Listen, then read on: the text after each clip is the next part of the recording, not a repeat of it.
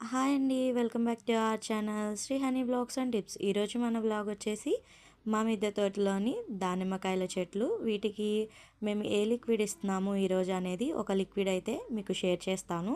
దీని వలన కాయలు అనేవి మనకి చాలా నీట్గా తొందరగా ఎదుగుతాయి, పూత అనేది తొందరగా వస్తుంది.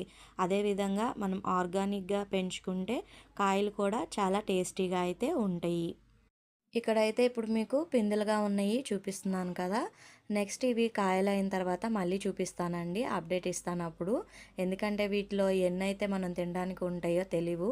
పైన ఉండడంతో పక్షులైతే తింటున్నాయి అని చెప్పాను కదా, అవి ఎంత జాగ్రత్తగా నీట్గా క్యూట్గా తింటున్నాయో లాస్ట్లో వీడియో క్లిప్ యాడ్ చేస్తాను, చూసేసేయండి. అండ్ ఇక్కడ వచ్చేసి మనం ఈ పిందెలు ఇలాగ నీట్గా చక్కగా మంచి రంగులో రావాలనుకుంటే మేమైతే ఇప్పుడు ఇచ్చే లిక్విడ్ వచ్చేసి మజ్జిగలోని వెల్లుల్లిపాయలు కలిపేసి ఆ రసాన్ని అయితే మేము ఒక రోజంతా ఉంచి ఇలాగ చెట్లకి అయితే ఇస్తాము.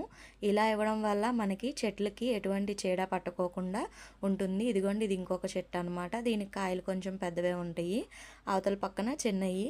కానీ వీటిని అన్నిటినీ క్లాత్స్ అయితే కట్టి మనం చేయలేం కదండి, ప్రతి కొన్ని కొన్ని గీసుకుపోతూ ఉంటాయి. అందుకని చెప్పని ఇలా ఉంచేసామన్నమాట. పక్షులని తింటే అని తిని మిగిలినవి అన్న మనకు వదిలేస్తాయి కదండి. అందుకని ఈ వీడియో నచ్చిందా మీకు? ఇందులో చెప్పిన టిప్ కూడా నచ్చే ఉంది అనుకుంటున్నాను. ఈ వీడియో నచ్చితే ప్లీజ్ లైక్ అండ్ సబ్స్క్రైబ్.